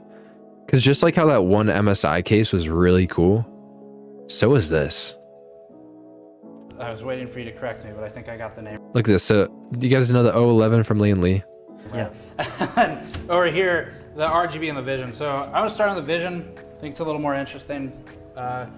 So the Look at this case, dude. main angle here is Lian Li's going for 3 sheets of glass, and they're trying to... Look how cool this is. It almost scares me, like how it's literally just a glass. There's no support in there. It's just a glass corner. So these corners are held together up here by like adhesives and magnets. You don't have the Evo one, but it's like a glass box aquarium. to eliminate to the extent possible. Wow, that looks cool. The gap. And usually these cases are pretty reasonably priced. I think this is $140. Like, that's a lot. Don't get me wrong, that's just a lot of money, but you're getting your value worth for this. I mean, look how good this looks. This is a $140 case. I think the glass looks sick though. But that means you have to spend more on your inner components to make up for it, because you're gonna see everything then. Get it as flush as they can. The airflow comes from the back. So these fans are actually an intake. They come in, or you could intake on the bottom, and then everything flows through like that. The whole back is perforated. And they usually actually have really good temperatures in these cases, the 11s. So... And Lian Li's really cashing out on the 011, man. I don't know how many models of this thing they've made. They're like, yeah, that case did really well. Let's just keep making models for it. Just like all the others, pull back. I will help you out. Yeah, let's do that. Main detail here is one that I think at a consumer level is normally not too noticeable, but the support to hold all the pieces together without having significant shock and vibe issues when shipping, especially a built system. Yes. So that's kind of the unique challenge with this one. Internally, the tooling's different from the 011s previously. Yeah. And the motherboard tray ends up being chamfered on the top and the side, which gives it a little... I like. Also, do any of you guys have these cables that like light up? How expensive are those guys? And is it like fiber optic cables that laid out? Like, how do they even work? A bit of a different look. And is this removable? Or I'll let you do it. Yeah. At least I won't be the one. They gotta be expensive. Yeah. Don't bring Linus in here, bro. He would break it. These are the chamfered edges. They've got large cable cutouts. Every build post on Reddit is an O11D. Looks like it won't be changing anytime soon. For real. This case still looks really good, dude. They're killing it. This has been increasing cable management space, and one of the ways that Lian Li is doing that is by shoving the power supply out the back of the case a little bit. The invisible space. This is funny. I'm like, just bulges. You guys check out that power supply bulge? Yeah, just in the back of the case, just chilling there. Yeah, right. Yeah, so, and the presence of the cable is going to force you off the wall enough where you still have some room for that to breathe. So 15 mil extra space, frees up some of the space in here internally, and this PCMR is just a one-off, as I understand it. It's not a one-off. Your branding on the back of your case. This is bound to the glass via adhesive, and then it's so their tolerances of where to adhere this must be pretty tight. Also magnetic. Yes. And that's what binds everything together. Pricing again on this? 139. And no zero fans. Included fans or zero? Yeah. Zero fans. 130, 140, and was that a September target? Yeah, September. Okay. Yeah. It's not that bad. Like this is entry level. Like my case is beautiful kind of territory. You're paying for what you get. I think it's worth what the cost is. It's definitely expensive though. So I need to move to a new place. Yeah, this would be crazy. I think they talk about this. The transporting this thing. Another difference too is and then shipping it. For two 120s. They have to ship this to you. And additionally, all that glass. Tray, so they have to store that somewhere else, and the thing it would just break. And we can't show this on this model. Be shuffle up and down. Yeah. I don't know what Derbauer does. Right, so this hole up here is where that screw ends up here. You offset the entire board up, a couple inches almost. Yeah, the design is shared with the Evo XL. Right. Yeah. Yeah, and that was a kind of a cool feature. Yeah. No vertical GPU on this one, so it keeps it a little simpler. Yeah, and then user might argue that without the top exhaust, like the thermal might be a concern, and we actually also think of that. So that's why like we opens up the bottom of the case. Wait, oops, I messed up.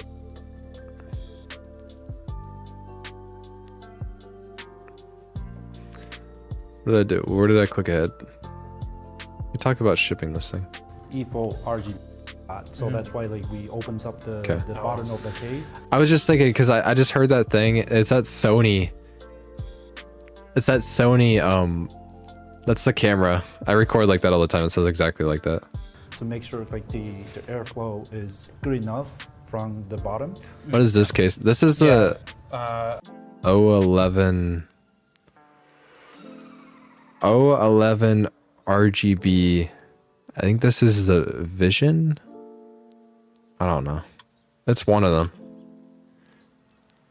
This doesn't have the Derbauer collab on it. I would have to test it to comment on it, but realistically there's not much of a difference whether it's coming from the front or from the side.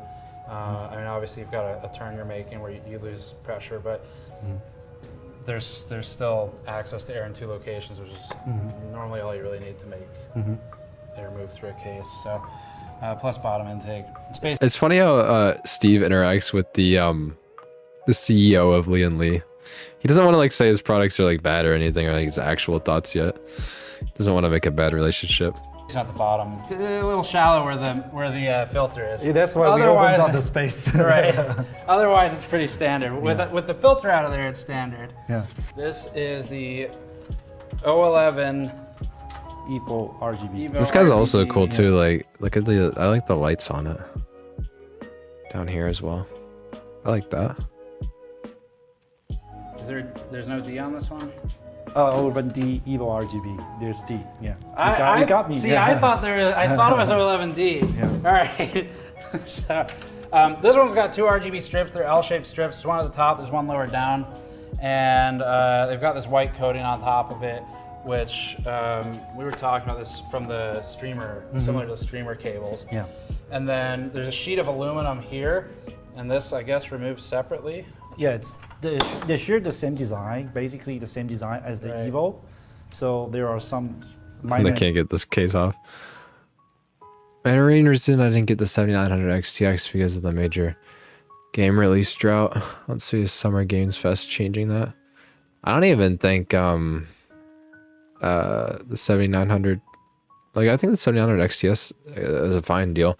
If you look at the improvement from the 7900 XT to the 6900 XT to the 6950 XTX, if it's anything like that, it's going to be pretty similar. It's going to be maybe like 10% faster on the 50 XTX, but it's going to cost more, so it is what it is. So I saw some questions. These cases are pretty nice. I was thinking about getting an 011 as well. And there is a knockoff. There's tons of knockoff 011s as well that are out there that are a decent amount cheaper than it. Is there a game coming out that justifies a new GPU? I don't really know. I've been having fun with Last of Us. If you guys are curious, but I was playing Last of Us on my 1070 at 1080p low settings, and it wasn't that bad. So, thoughts? Wait, let me scroll up. Let me see these. There's a couple of questions.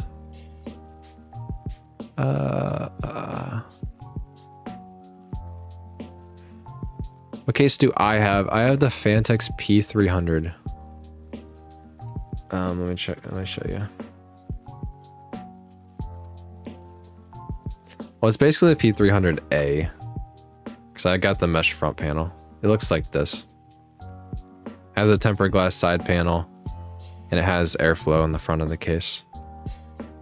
It's pretty good temps. You can put two fans in the front. It can support a 3080 in there, so it's a good amount of space. Now, what state do I live in? Is that what he said? Live in Ohio. Crazy. Well, bro. Yeah. Well, I was testing out the 1070 and see, I was holding up in modern games. I was like, this is about what you have to do. 1080p, low settings on a 1070. I mean, I have a 3080. It's like, it's still a decent like experience. Like, if you want to play the game, you'll play the game. That's how I think of it. Like, if you're actually having a good time set. Like, even if the game's unoptimized, if it's really fun. I'm trying to think of games that were like unoptimized but still fun. That people still just play the shit out of. Can't think of anything right now. But yeah. I want to show you guys something really quick too. I was doing a little bit of benchmarking. I bet you're wondering, it's like, why the heck are you benchmarking Skyrim? And I need to show you this. This is... You'll see.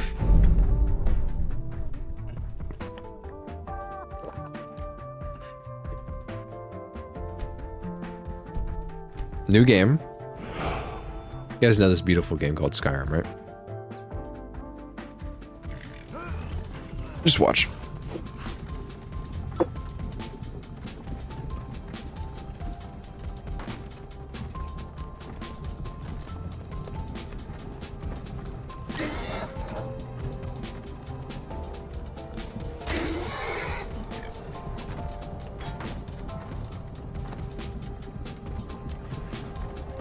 I love this intro.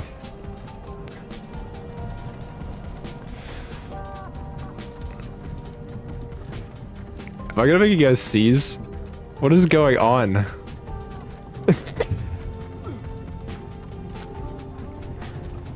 This is Skyrim. Skyrim in 2023, guys. I can't believe we love this game. Oh, he's talking to me? Yeah, let me look at him real quick. Yeah, I'm gonna have a seizure. It wasn't as bad earlier. Wait. We're kind of stabilizing. Wait, no, we're not. Guys, I'm looking around. They hadn't been looking for you. Could stolen that horse and been halfway to Hammerfell. You there, you and me. Dude, I don't even have any mods. I downloaded this fresh. I don't even have the Nexus mod loader installed. Freeze frame.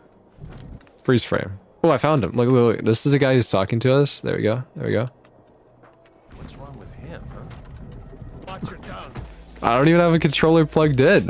I'm not doing it. See, what's happening is the horse is like flying and shifting around. And then my camera is going nuts. Need mods. I think it's apparently if your system is at like more than 60 hertz or something. And what's bad is it's trying to do a course. The game won't start. You can't get out of this cart because the game just like it can't get to the preset locations where you get off of the carriage. So it just like constantly is spinning around and you never get there. The horse is like way off track. I somehow made it to the front entrance, but I couldn't get anywhere once I got in there. The frame rate is, but I can't lower the frame rate. I don't know how to lower it. How would I fix this? You can't do a... It's not the mouse. The mouse isn't doing anything. Because, like, I'll show you. I'll show you.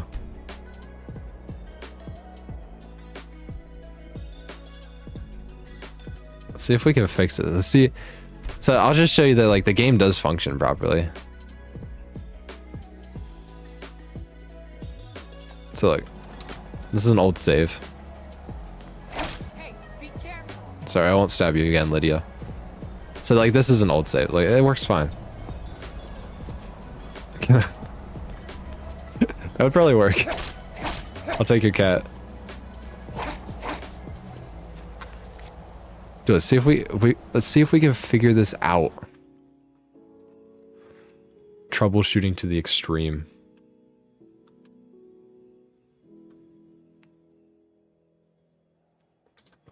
So, not that. This one. Okay. Do you guys have AMD GPUs? Let's figure this out. So I went to display and I was like, oh, maybe I could adjust the hertz on the thing. No, I couldn't do that there. You can't do this. It doesn't let you change it. It does show that it is 165 hertz monitor right there. You go to gaming and cap. Maybe you go to the game itself. You go to Skyrim. Is it in here? Skyrim Special Edition. Here's Skyrim. And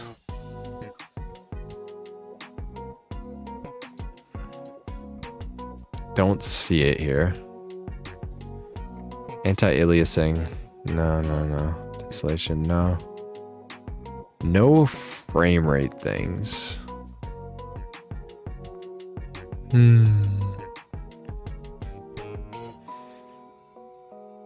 Don't have problems with the Nvidia card. I didn't test it on my Nvidia card. So I have no clue, actually. Let's try global graphics. I'm thinking it. You should be able to set a frame rate. Target control. 60. Let's see. Okay. This setting. Does this setting work? Does this setting work? Radeon Chill, how a Radeon Chill works is it reduces your FPS when you're out of game. So if you tab out, then your FPS will go down. So your CPU, your GPU isn't just like working for no reason. Let's see if it works now, guys. Let's see if it works. Let's see if it fixes the problem.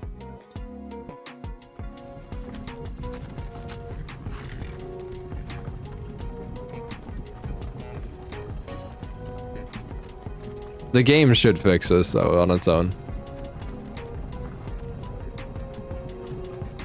Hey!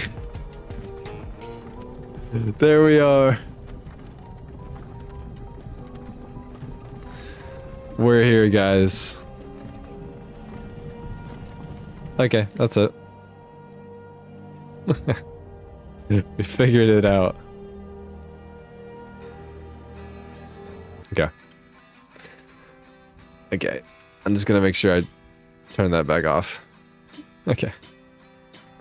Poggers. So I bet you guys are wondering, why the heck are you testing a DirectX 9 game? That's kind of weird. Why would you be doing that in 2023?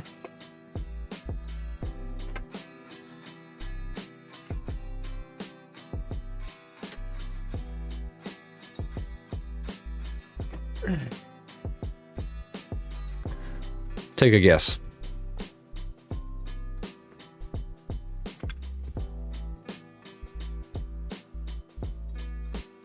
Take a wild guess.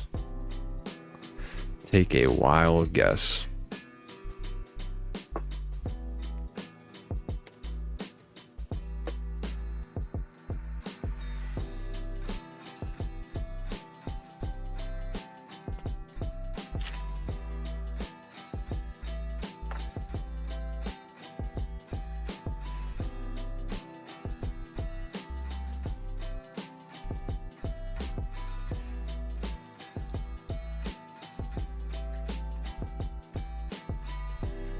There you go. There you go. This is a sneak peek. Sneak peek. So I want to mention too. So this GPU, so it's only a 2-slot card. It is really dense. It is only a few ounces lighter than my 3080. But this is the most well-built card that I've ever actually had. It is glued too, unfortunately. It's actually less than 2 slots. It's not focusing.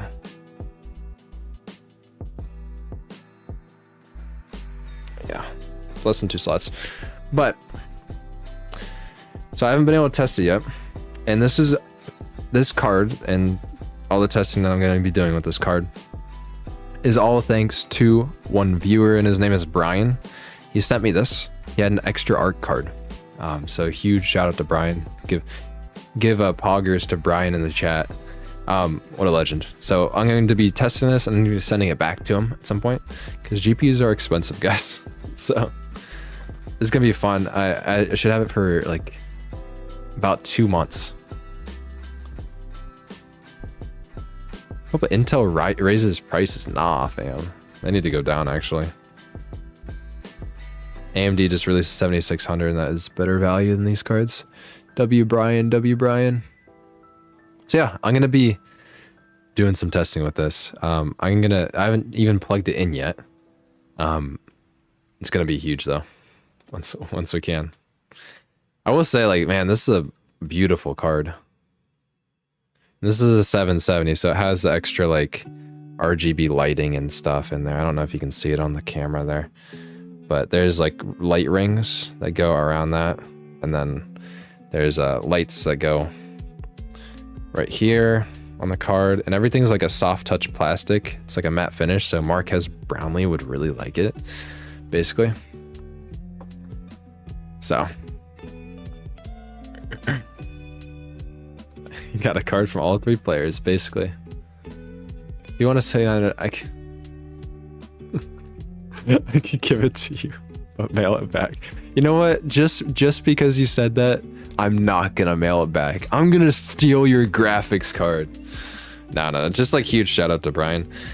I'd like to buy my cards. I kind of maybe am thinking about doing something. Do you guys know who Random Gaming HD is? Corny name, but like, thinking about doing something similar to what he does. He like buys cards and then he sells them afterwards. But like, I need to have one of each that I can always test, like all the brands. I need to always have one. So that's what I'm building up. And if this one goes well enough with Intel, then I'll maybe actually get one. And yeah. Oh no, this is what the box looks like. So unfortunately, yeah, I'm thinking about actually selling cards so I could actually continually test GPUs. Yeah, you do actually lose out on every single one that you buy and resell, but you make a video on it, so you usually make up for that with the video you make. But so that's what the unboxing experience looks like. I'm not a huge fan of it, so obviously this is his card and he mailed it to me. But yeah, you open it like that, like a flop instead of like a slide. So the problem with that is you have to kind of tape everything if you want to like repackage it. So it doesn't look as good once you repackage it. But it was probably really nice to open for the first time. A Random Game HD is a really good channel. I've been watching him since I got into PC gaming. He's been making videos that long. I remember him reviewing like 1050 Ti's and stuff. So yeah. So exciting stuff coming. Computex was pretty good this year, but not really what's ever that exciting at Computex, but yeah, let's be honest, I don't think it is that good. I think all the reverse motherboard stuff is really where the potential is right now.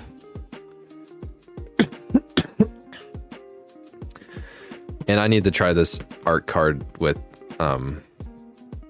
DX9 games. I watch some Nick Tech. Not all the time though. It's kind of corny, but also funny at times. It depends. His videos are hit or miss.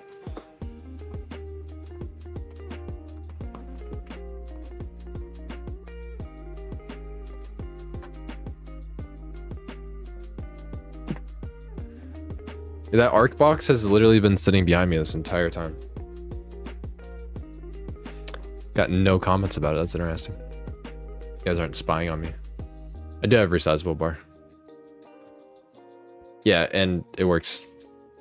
So on Ryzen, if you have resizable bar, let me show you. So go in here. Gaming. No, it's actually performance. Tuning. If you have a Ryzen system, then you'll see smart access memory down here and enable it. It's the same thing as resizable bar and Intel. Also, you need resizable bar for your Intel GPU. So yeah. Ain't gonna lie, out of all the company's cards, Intel looks the best. They look the most promising right now. Definitely. But I like AMD 6000 a lot. And 3080s are a good deal right now. Even 3060 Ti's. I'll show you guys what the boxes are. Yeah.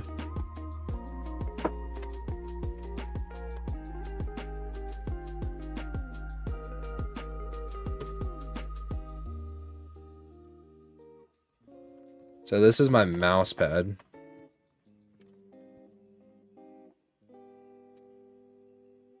I got a giant one from Corsair. This is a good deal.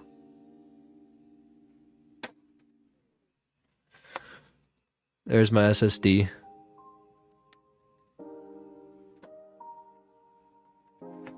There's a 1070 box that looks almost brand new, even though this thing's like 6-7 years old. I got the 3080 box and I got the 6700 box in my bed right now.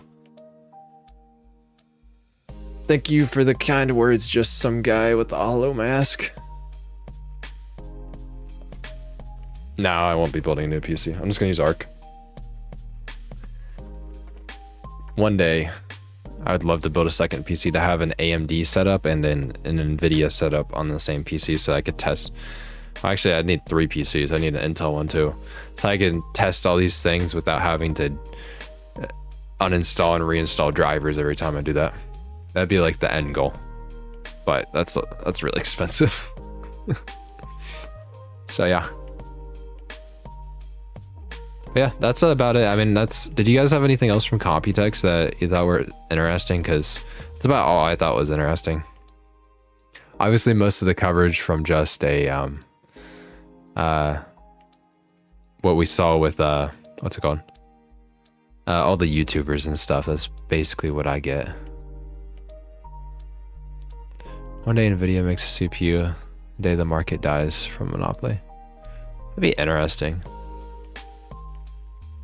Nvidia could make CPUs.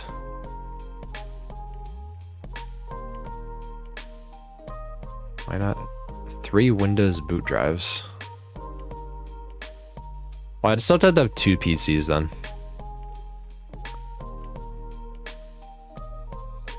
I feel like that'd be the problem. You guys have anything else? Oh yeah, their texture tech was cool. What is that called again? Neural textures. It basically compresses textures using AI. I was like, there has to be something, because like to compress textures more, because like, come on guys, like PNGs are really small files, and it's like, can we get something like that? AI, I'd say, is bad news for gamers. We already have all the AI features we really want for gaming. The only thing would be maybe if the NPC stuff that they showed in the Ace demo gets good enough, then we could genuinely use AI for gaming in more than just a DLSS and frame generation way. In Windows, cases look nice, but they're covered in the vent. In Win cases. Let's check that out. In Win.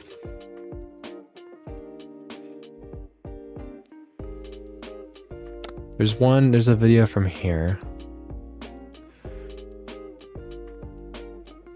We're here at the InWin booth at Computex 2020.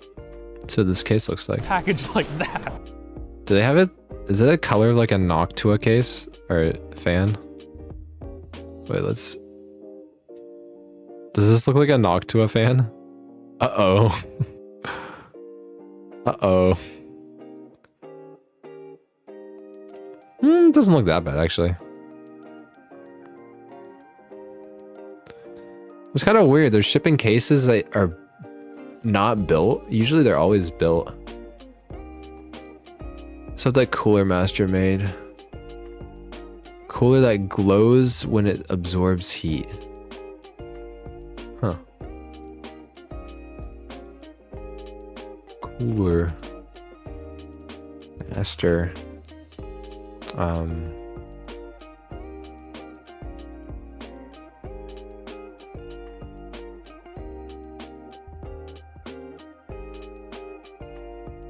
What is going on? What?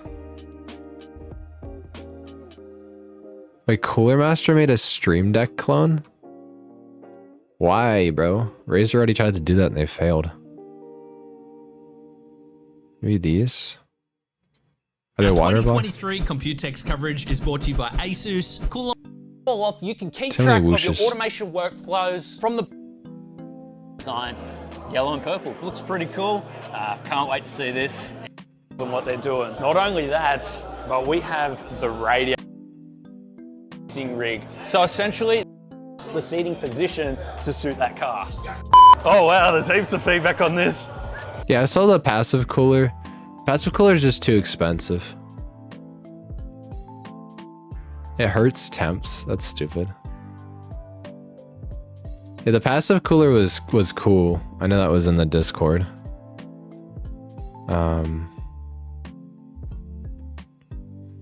Somewhere in here. Where is it? Tech News? I don't know. It's somewhere in here. It was cool. It's just like, unfortunately, nobody's really gonna buy it. It's kind of like the fans. It's ginormous. It's ginormous and it's expensive. And I would be worried that it's like, okay, there's no pump that sends the water up to the actual cooling mechanism. And I would be worried that that would fail eventually. But maybe I'm wrong. Yeah. The new screen with a fan. Dude, they're gonna start cooling the screens now. They're gonna be at 500 hertz screens. They're like, hey, let's overclock this to 700 hertz, but put a fan on it so it stays cool.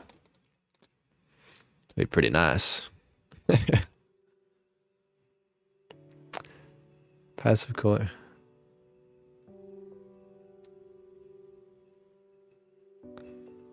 That video is water cooling stuff. I don't know. It's fine. If you can link it again on the server, then cool. For the water changing, color changing water block. Was it Corsair? No, probably not.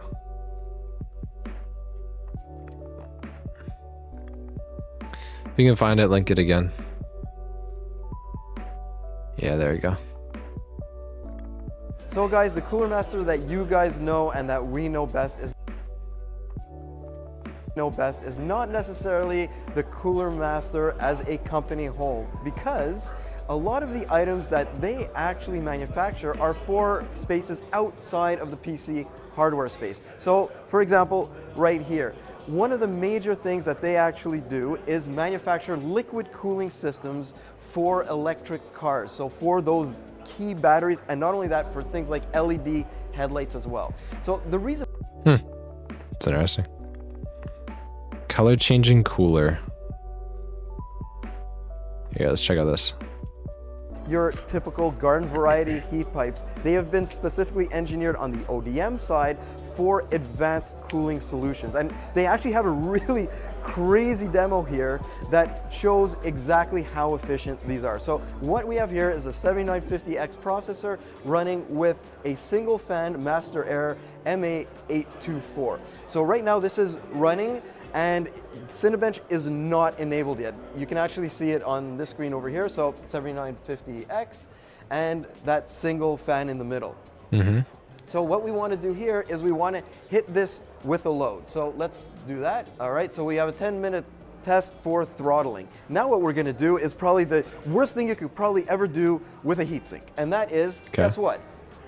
Let's unplug the fan and just wait here for a couple of seconds while this thing actually starts to heat up. Now in most situations, yes. So is it like a coating that changes colors? Upwards through itself into the fin stack, but it's how quickly it is able to accomplish that which makes a heat sink either more efficient or less efficient in actually cooling your CPU. So let's go around here and check out what this color changing heatsink actually looks like. Because here you can actually see that how quickly, what was this, maybe like 30 seconds to like 45 seconds? Looks like the copper's gonna melt, dude. Conducted that heat up into the fin stack.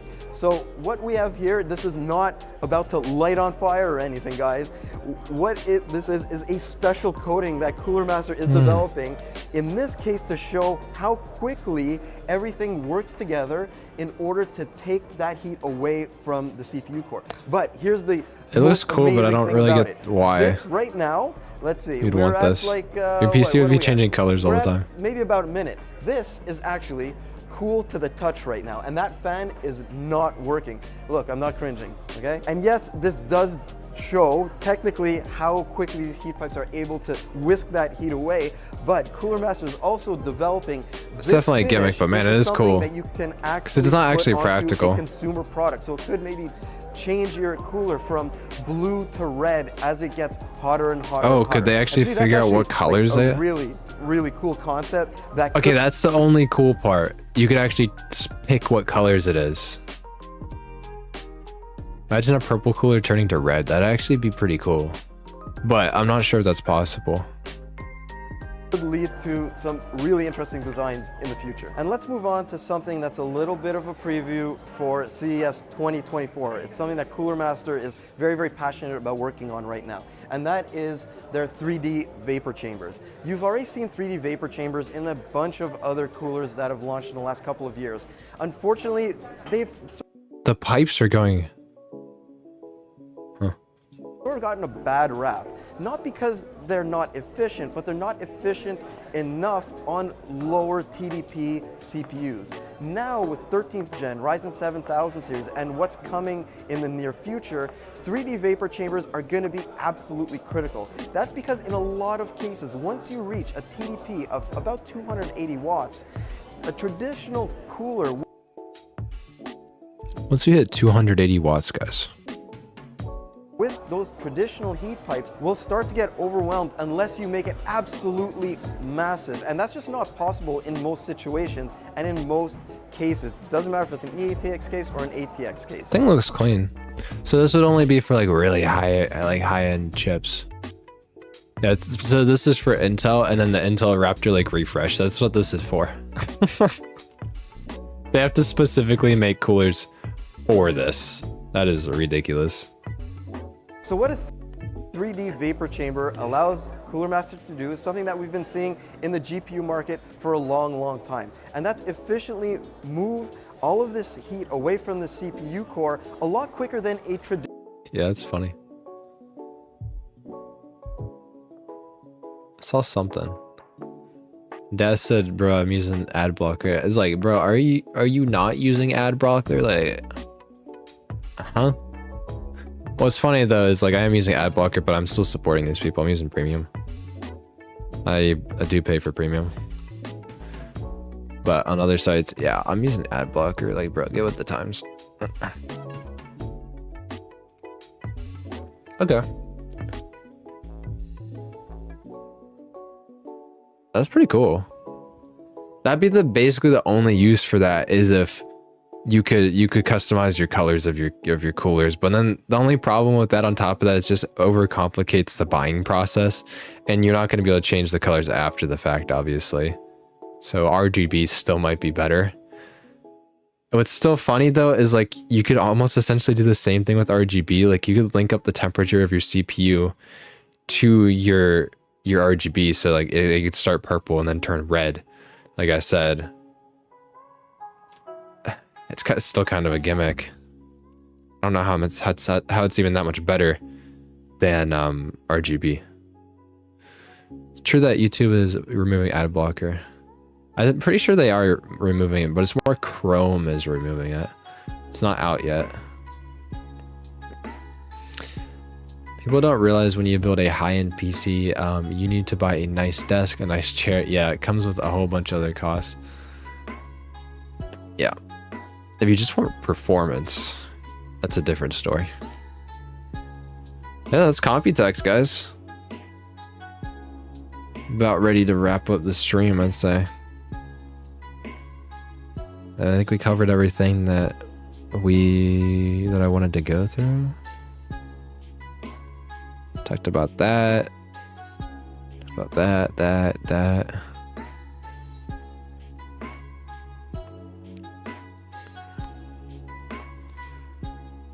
The only other thing I saw was this. It's just the Deepcool logo illuminated. So you can now get a screen on your case. Do you see that little guy right there? That might be affordable because it's from Deepcool. But what I'd like to see, and there may be time yet to do this, It shows temperatures and stuff. is if they fully enclose this. The backside right now is just a PCB that's bare. But if Because these are cool. Like, I like the little screens. You can just glance over your PC and be like, oh, what is my GPU temperature? What is my CPU temperature at? Just to make sure like things are fine without pulling up some kind of monitoring software. I don't think that's a gimmick. They just need to make them affordable. I mean, that's true. A good 1080p gaming PC is probably around $1,000 right now anyways. Like a real, like, you know, killing it gaming PC. Probably around $700 to $800. I could still see somebody pairing that with $1,500 PC. Yeah, but that's about Computex 2023, guys. Huge stuff. Huge stuff. I think I'm gonna edit down this stream and post this up. I thought it would do better than this, unfortunately. I'm not sure how many people are actually interested in what's at Computex or what that means to you. So, I'll just see. Have to see how many people will be interested in this video. It's gaming time, boys. Alright. I'll see you guys. Say you goodbyes. See you goodbyes. I'm gonna end stream here in a little bit. It wasn't that interesting at Computex. It was okay. It wasn't huge, but nice to cover it, I'd say. It's definitely a big event. Still a good time though. I only like the reverse motherboards. That's the big thing. That's about it. Yeah, I can't really think of anything else I'm really interested in. You guys have a good one. See ya. Bye-bye. Peace. It's whatever time of day it is. Have a good one. Where you are. Have a good one.